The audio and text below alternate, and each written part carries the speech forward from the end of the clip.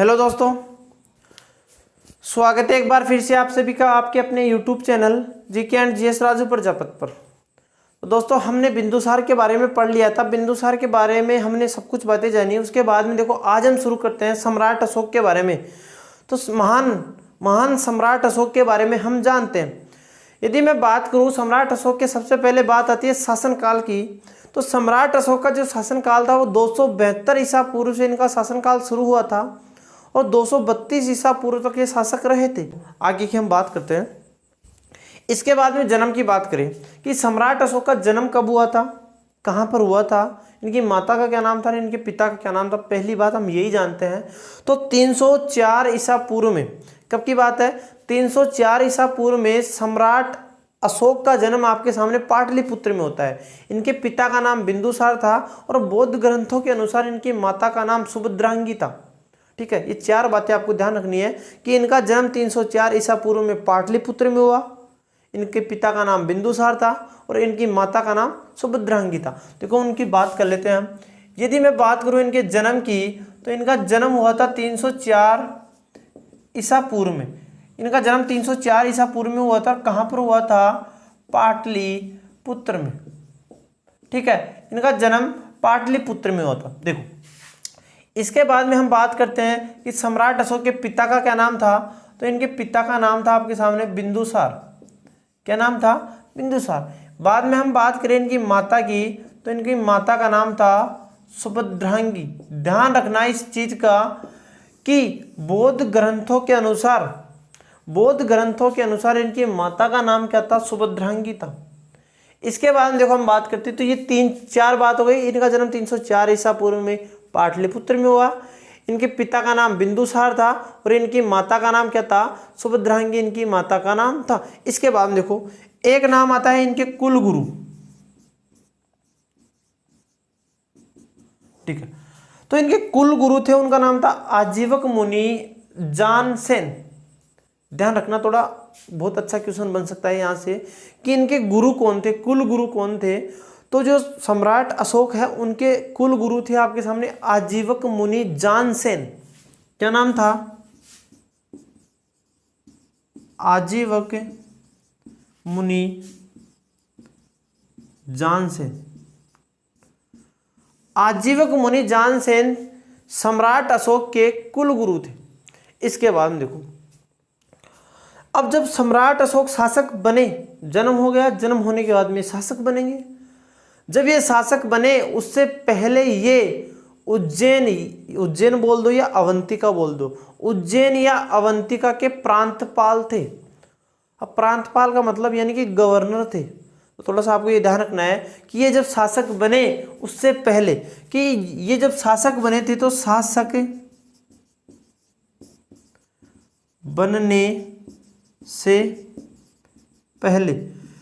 बनने से पहले उज्जैन, कहाँ के? उज्जैन,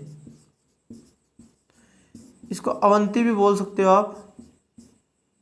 उज्जैन या अवंती की ये क्या थे? गवर्नर थे। ठीक है, इसको क्या बोलते हैं? प्रांतपाल। ठीक है, और इनका शासक कब बने, ये राज्याभिषेक कब हुआ? तो 269 ईसा पूर्व में इनका राज्याभिषेक हो गया था।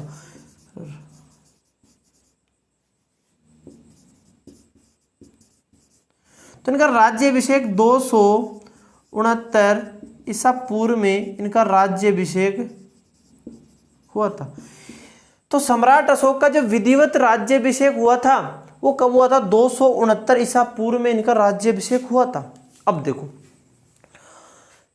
जब इनका राज्याभिषेक हुआ, ये शासक बने, उस समय की देखो इनकी महत्वपूर्ण घटना आती है। वो इनकी जानकारी कहाँ से मिलती है?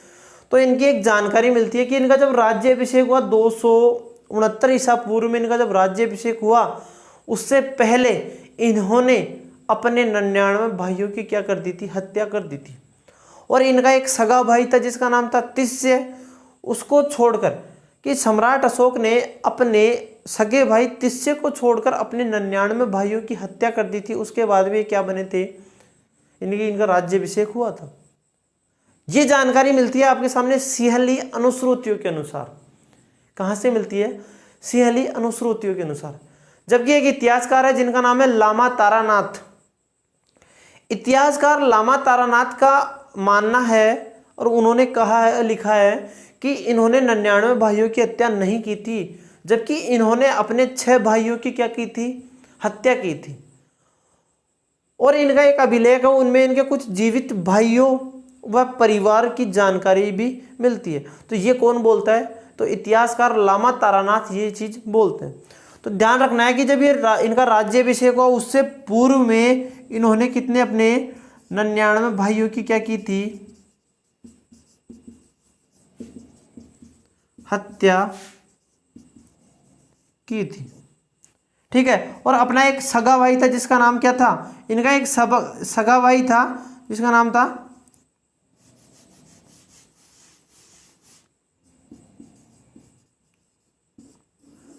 उसको केवल इन्होंने जीवित रखा था। ठीक है, थोड़ा सा आपको ध्यान रखना है। इसके बाद में देखो एक इतिहासकार है जिनका नाम है लामा तारानाथ। क्या नाम है? लामा तारानाथ।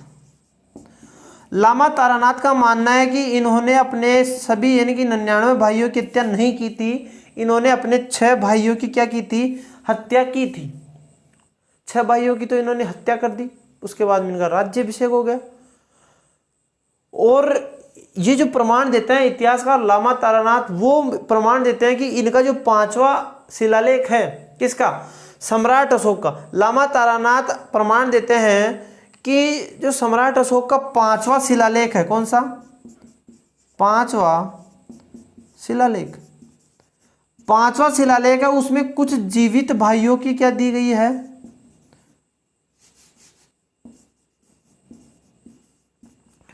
इनके जीवित भाइयों व परिवार की जानकारी दी गई है।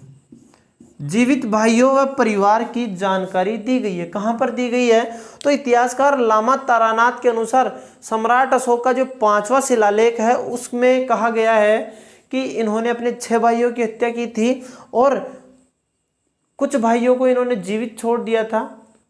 उनकी जानकारी और उनके परिवार की जो जानकारी मिलती है वो इन्हीं के 5वें शिलालेख से जानकारी मिलती है। ठीक है, तो ये आपको थोड़ा सा ध्यान रखना है। इसके बाद देखो आगे हम बात करते हैं। तो ये बातें आप मुझे उम्मीद है समझ में आई होगी, आप इनको एक बार नोट कर लीजिए। इसके बाद में हम जानते हैं सम्राट अशोक के कुछ उपनाम है। ठीक है, देखो आगे हम बात करते हैं, इनके कुछ उपनाम मिलते हैं।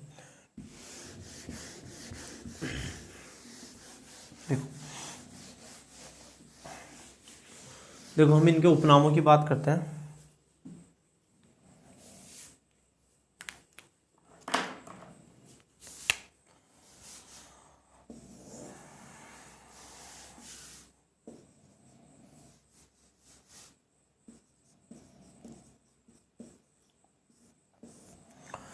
इनके कुछ उपनाम मिलते हैं, जैसे चंडाशोक किसको कहा गया है? कालाशोक किसको कहा गया है? अशोक को अशोक कहाँ पर कहा गया है? ठीक है, ऐसे कुछ उपनाम हैं इनके। उन उपनामों की हम सबसे पहले बात करते हैं। सबसे पहले नाम मिलता है, एक नाम मिलता है जिसका नाम है चंडाशोक। क्या नाम मिलता है? चंडाशोक। तो सम्राट अशोक का एक पहला उपनाम मिलता है जिसका नाम है चंडाशोक। इसके बाद में इनका एक नाम मिलता है कालाशोक। क्या नाम मिलता है? कालाशोक। इनको चंडाशोक कहा गया है, कालाशोक कहा गया है। इसके बाद में एक नाम मिलता है, इनको कहा गया है धर्माशोक। क्या कहा गया है? धर्माशोक कहा गया है। ये 3 तो इनके कुछ प्रारंभिक उपनाम है, चंडाशोक, कालाशोक, धर्माशोक। चंडाशोक, कालाशोक और धर्माशोक। इसके बाद में देखो इनका एक नाम मिलता है अशोकवर्धन। क्या नाम मिलता है? अशोकवर्धन। तो सम्राट अशोक का जो अशोकवर्धन नाम मिलता है वो कहाँ से मिलता है? तो जो सम्राट अशोक का अशोकवर्धन नाम मिलता है वो आपने नाम सुना होगा विष्णु पुराण। तो विष्णु पुराण में सम्राट अशोक को क्या कहा गया है? तो विष्णु पुराण में सम्राट अशोक को आपके सामने अशोकवर्धन कहा गया है। ठीक है, तो चंडाशोक, कालाशोक, धर्माशोक है, अशोकवर्धन। इसके बाद देखो एक नाम मिलता है इनका नाम बुद्ध शाक्य, इनको बुद्ध शाक्य कहा गया है। तो सम्राट अशोक को बुद्ध शाक्य कहां पर कहा गया है? तो सम्राट अशोक को जो बुद्ध शाक्य कहा गया है वो मास्की अभिलेख में कहा गया है। कहां पर कहा गया है? मास्की अभिलेख। मास्की अभिलेख में सम्राट अशोक को बुद्ध शाक्य कहा गया है। जबकि एक नाम मिलता है जिसका नाम है मगधाधिराज। क्या नाम मिलता है? मगधाधिराज। जो मगधाधिराज नाम मिलता है सम्राट अशोक का, वो कहाँ से मिलता है? तो आपके जयपुर यानी कि बिज्जक की डूंगरी बेराट या विराट नगर से जो बाबरू शिलालेख हमारे को प्राप्त हुआ है अशोक का, उसमें नाम क्या मिलता है? ठीक है, तो उसमें नाम मिलता है। उसके बाद देखो हम बात करते हैं मगधाधिराज। जो मगधाधिराज नाम मिलता है वो मिलता है आपके सामने बाबरू लेख में। ठीक है, जो कहाँ से मिला है? विराट नगर बेराट से मिला है, उसकी भी हम अभी बात करेंगे। उसके बाद हम देखो इनका एक नाम मिलता है प्रियदर्शी राजा। सम्राट अशोक को प्रियदर्शी राजा कहा गया है। ये कहां पर कहा गया है? तो बारबरा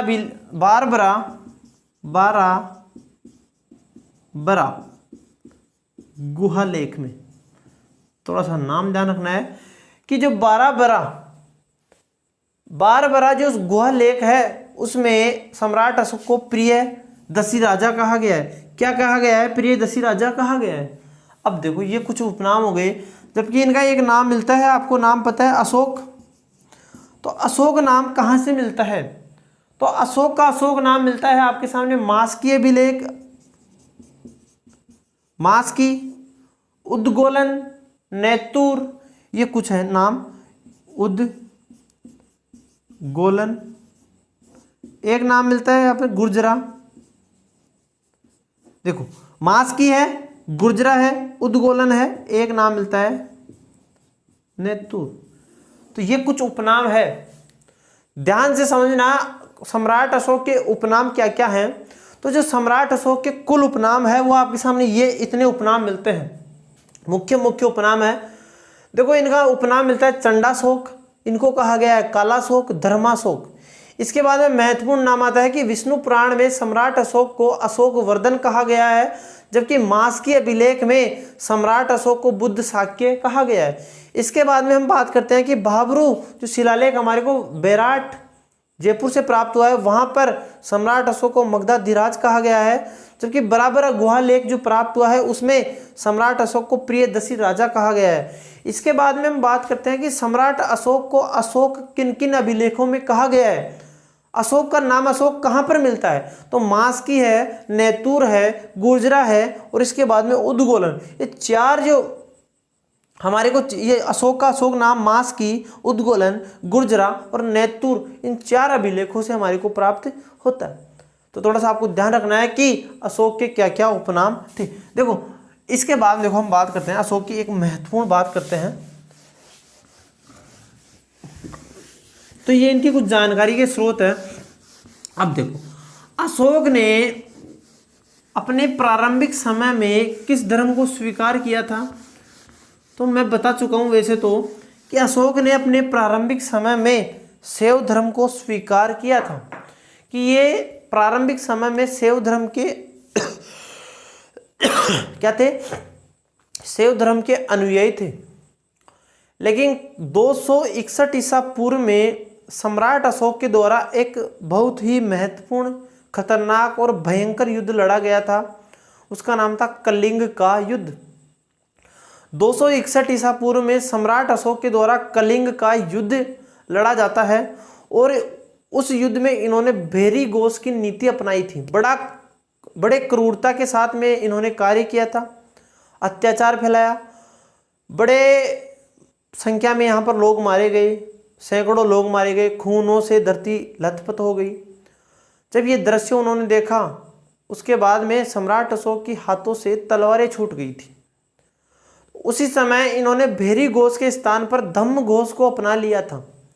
जब इन्होंने धम्म घोष को अपनाया उस समय इन्होंने शैव धर्म को छोड़कर बौद्ध धर्म को स्वीकार कर लिया था। और इनको जो बौद्ध धर्म का अनुयायी दीक्षा दी थी वो दी थी आपके सामने। उसके बाद में इन्होंने इनको पूर्ण बौद्ध धर्म की शिक्षा किसने दी थी? तो प्रारंभिक जो बौद्ध धर्म की इनको शिक्षा दी गई थी वो न्यू ग्रोथ के द्वारा दी गई थी, जबकि मोगली पुत्र तिस्य के प्रभाव में आकर ये पूर्णतः बौद्ध धर्म को स्वीकार कर लेते हैं। ध्यान से सुनना कि सम्राट अशोक ने बौद्ध धर्म की शिक्षा या दीक्षा किससे ली थी? तो न्यू ग्रोथ से ली थी, और किसके प्रभाव में आकर इन्होंने पूर्णतः बौद्ध धर्म को स्वीकार कर लिया था? तो इन्होंने मोगली पुत्र तिस्य के संपर्क में आकर या प्रभाव में आकर पूर्णतः बौद्ध धर्म को स्वीकार कर लिया था। जब इन्होंने बौद्ध धर्म को स्वीकार किया, उससे पहले की हम बात करते हैं, इनके द्वारा एक युद्ध लड़ा गया था। उस युद्ध का नाम था कलिंग का युद्ध। कंपटीशन की दृष्टि से कलिंग का युद्ध है ना, वो बहुत महत्वपूर्ण है, उसको जानना जरूरी है। वैसे तो अशोक ने कई युद्ध किए थे, लेकिन कलिंग का युद्ध अशोक का महत्वपूर्ण है।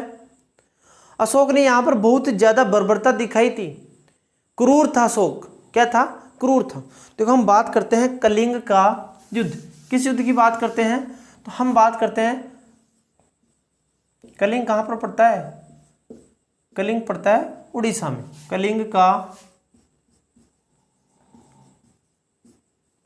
युद्ध, तो कलिंग कहाँ पर पड़ता है? कलिंग पड़ता है आपके मुख्यतः उड़ीसा में। ठीक है। अब देखो कलिंग पर सम्राट अशोक अधिकार क्यों करना चाहता था, ये भी तो देखे ना कि कलिंग पर अधिकार करना क्यों चाहता था। तो मुख्यतः जो बात मानी जाती है वो मानी जाती है व्यापार की दृष्टि से, क्योंकि यहाँ पर अच्छा उत्पादन होता था, कृषि के क्षेत्र में यहाँ पर अच्छा उत्पादन होता था। और यहाँ पर जो मुख्य केंद्र था उस समय का, हाथी दांत का जो प्रमुख केंद्र था वो कौन सा था आपके सामने? कलिंग था। तो हाथी दांत का प्रमुख केंद्र होने के कारण सम्राट अशोक ने कलिंग को अपने अंडर में करना चाहा, यानी कलिंग को जीतना चाहा। ठीक है। देखो जो कलिंग का युद्ध हुआ था वो कब हुआ था? तो जो कलिंग का युद्ध हुआ था वो हुआ था आपके सामने 261 ईसा पूर्व में। देखो यहां पर एक प्रश्न आता है कलिंग का युद्ध की, एक दो डेट आपको ध्यान रखनी है। एक बार ऐसे क्वेश्चन पूछा गया था कि कलिंग का युद्ध राज्याभिषेक के किस वर्ष लड़ा गया था? तो देखो ध्यान रखना, जो कलिंग का युद्ध हुआ था और राज्याभिषेक, दोनों ही मैं बता देता हूं। एक तो आता है राज्याभिषेक,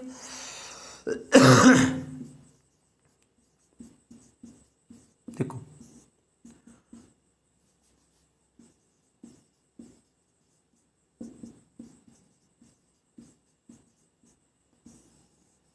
ये बात आपको ध्यान रहनी चाहिए। कौन सी? कि कलिंग का युद्ध 261 ईसा पूर्व में लड़ा गया। कहां पर? उड़ीसा के आसपास के क्षेत्रों में, यानी मैदान में लड़ा गया। और कलिंग का युद्ध राज्याभिषेक के 8वें वर्ष हुआ था और राज्यारोहण के 13वें वर्ष हुआ था। कौन से वर्ष हुआ था? 13वें वर्ष। ठीक है। इसके बाद देखो आगे हम बात करते हैं। तो इसमें बहुत सैकड़ों लोग मारे गए। कितने? इसमें हजारों लोग मारे गए। इसमें हजारों तो लोग मारे गए। और सम्राट अशोक ने यहां पर क्रूरता दिखाई थी। क्या दिखाई थी?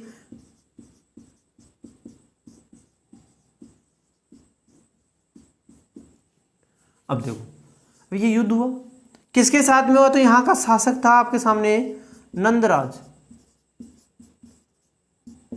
एक प्रमाण यह भी मिलता है कि नंदराज ने, जो सम्राट अशोक के पिता थे उनका नाम था बिंदुसार। तो बिंदुसार का अपमान किसने किया था?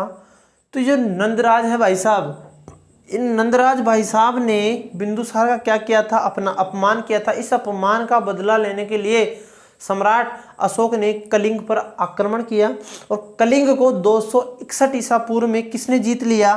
तो ये तो मारा गया यहाँ पर। कौन? नंदराज। कलिंग का जो शासक था नंदराज, वो तो यहाँ पर मारा गया और अशोक यहाँ पर क्या रहा? अशोक यहाँ पर क्या हो गया? जीत गया। देखो जब इन्होंने कलिंग को जीता, सम्राट अशोक ने कलिंग को जीता, कलिंग को जीतने के बाद में जहां पर ये युद्ध लड़ा गया था उसका दृश्य देखने के लिए कौन जाता है? उसका दृश्य देखने के लिए जाता है आपके सामने सम्राट अशोक, कि जहां पर कलिंग का मैदान था उस मैदान को देखने के लिए जाता है सम्राट अशोक। जब ये उस मैदान को देखने के लिए गया तो वहां पर लाशें ही लाशें बिछी हुई थी, कोई एक भी सिंगल व्यक्ति वहां पर जीवित बैठा हुआ या खड़ा हुआ नहीं था, लोग रो रहे थे। ठीक है, तो वहां पर लाशें ही लाशें बिछी हुई थी, खून में धरती लथपथ हो रही थी। उस समय सम्राट अशोक का हृदय परिवर्तन हो जाता है। इस युद्ध में तो उसने किस नीति को अपनाया था, तो ध्यान रखना, कलिंग युद्ध में उसने अपनाया था भेरी घोष को। किस घोष को?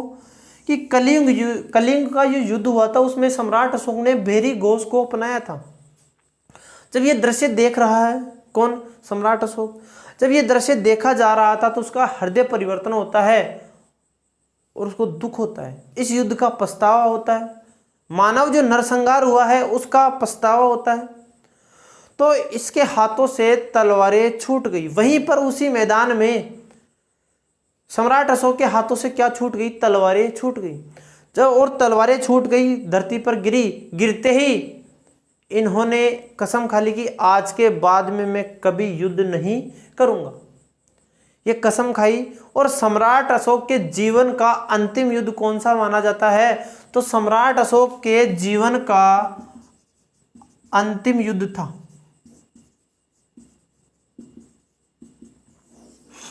ठीक है। और सम्राट अशोक ने भेरी घोष जो नीति अपनाई थी ना इन्होंने, इस भेरी घोष नीति के स्थान पर इन्होंने धम्म घोष की नीति अपनाई। किसकी नीति अपनाई? धम्म घोष की नीति अपनाई। और इन्होंने बौद्ध धर्म को स्वीकार कर लिया। बौद्ध धर्म के अनुयायी कौन बन गए? तो सम्राट अशोक बौद्ध धर्म के अनुयायी बन गए। अब देखो, हम धर्म की बात कर लेते हैं एक बार, ठीक है। साथ के साथ हम इनके धर्म की बात कर लेते हैं। देखो, धर्म की मैं बात करूं तो इन्होंने दो धर्मों को स्वीकार किया था। इन्होंने जब ये शासक बने थे, यानी कि प्रारंभिक समय में इन्होंने शैव धर्म को स्वीकार किया था और अपने अंतिम समय में इन्होंने बौद्ध धर्म को स्वीकार किया था। देखो, बहुत अच्छा बौद्ध धर्म,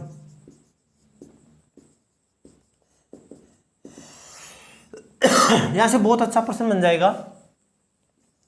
इन्होंने अपने प्रारंभिक समय में शैव धर्म को स्वीकार किया, अपने अंतिम समय में बौद्ध धर्म को स्वीकार किया।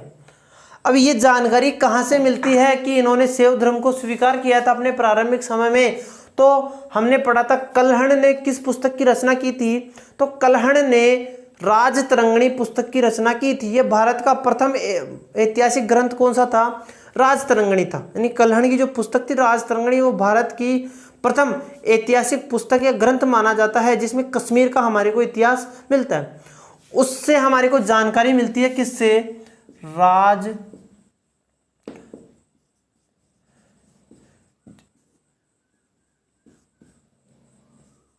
कल्हण की पुस्तक राजतरंगिणी से हमारे को जानकारी मिलती है। जबकि बौद्ध ग्रंथ दीपवंश और एक था आपके सामने महावंश, ठीक है। इन दोनों से हमारे को जानकारी मिलती है कि इन्होंने अपने अंतिम समय में किस धर्म को स्वीकार कर लिया था। तो अपने अंतिम समय में इन्होंने बौद्ध धर्म को स्वीकार कर लिया था। इसके बाद देखो एक बात आती है कि अब देखो इन्होंने बौद्ध धर्म को स्वीकार कर लिया, तो इनको बौद्ध धर्म की दीक्षा किसने दी थी? तो वो दी थी आपके सामने न्यू ग्रोथ ने।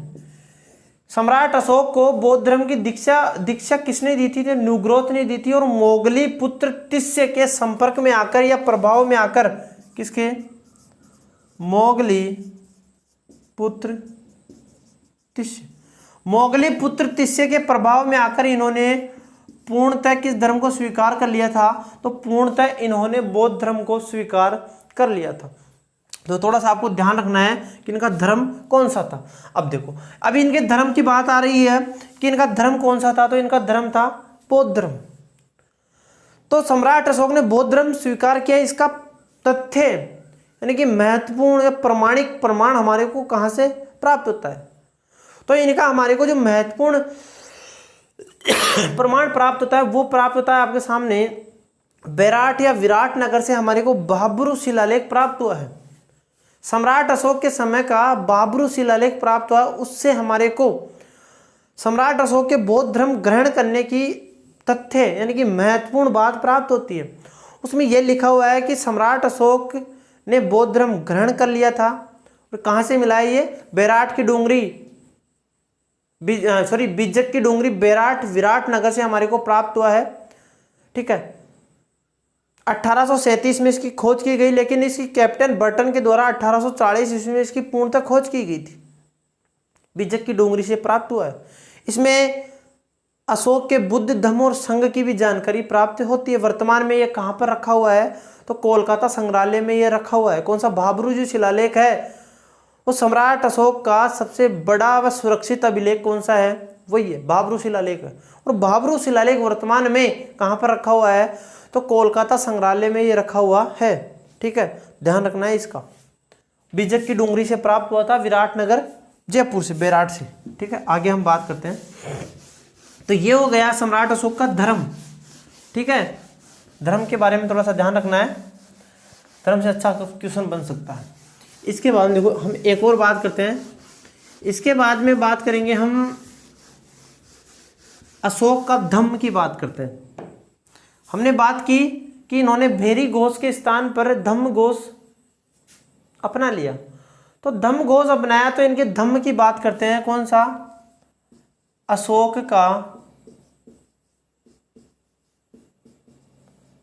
धम्म। क्या था अशोक का धम्म? तो देखो अशोक का धम्म था कि अशोक ने अपनी जनता के नैतिक उत्थान के लिए, हम परिभाषा भी लिख लेते हैं। तो इसकी देखो परिभाषा की बात करते हैं हम सबसे पहले।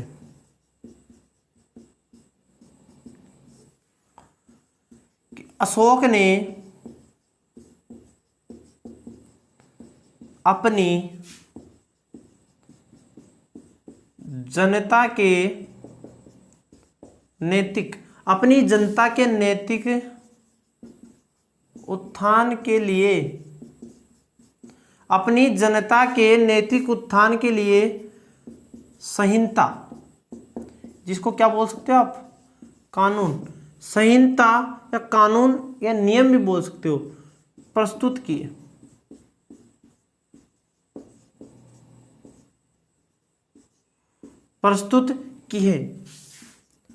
उन्हें अभिलेखों में धम्म कहा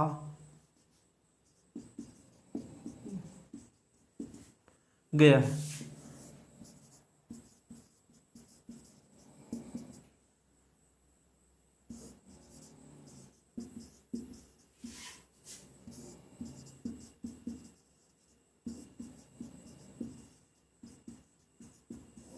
देखो अशोक का धम्म क्या था, हम बात करते हैं अशोक के धम्म की कि अशोक का धम्म क्या था।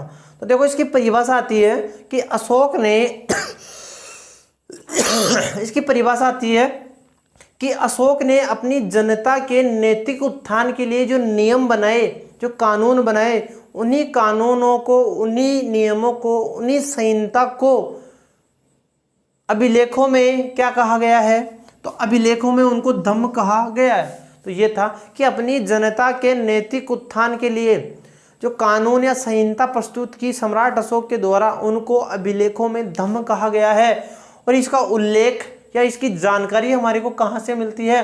तो सम्राट अशोक के दूसरा और जो 7वां स्तंभ लेख है, सम्राट अशोक के दूसरे और 7वें स्तंभ लेख से हमारे को अशोक के धम्म की जानकारी मिलती है। ठीक है, तो ये था अशोक का धर्म, धम्म, कलिंग युद्ध और अशोक की कुछ प्रारंभिक बातें जिनमें उपनाम है। ठीक है, तो आज के लिए इतना ही। इसके बाद में हम पढ़ेंगे अशोक के अभिलेखों के बारे में पढ़ेंगे और अशोक के शिलालेखों के बारे में पढ़ेंगे, जिसमें लघु स्तंभ लेख पढ़ेंगे, वृहत पढ़ेंगे, सभी प्रकार के शिलालेख और अभिलेखों के बारे में पढ़ेंगे। यानी कि अशोक की एक कक्षा आपके सामने और होने वाली है। तो आज के लिए इतना ही, बाकी मिलते हैं हम कल के कक्षा में। Okay, thank you.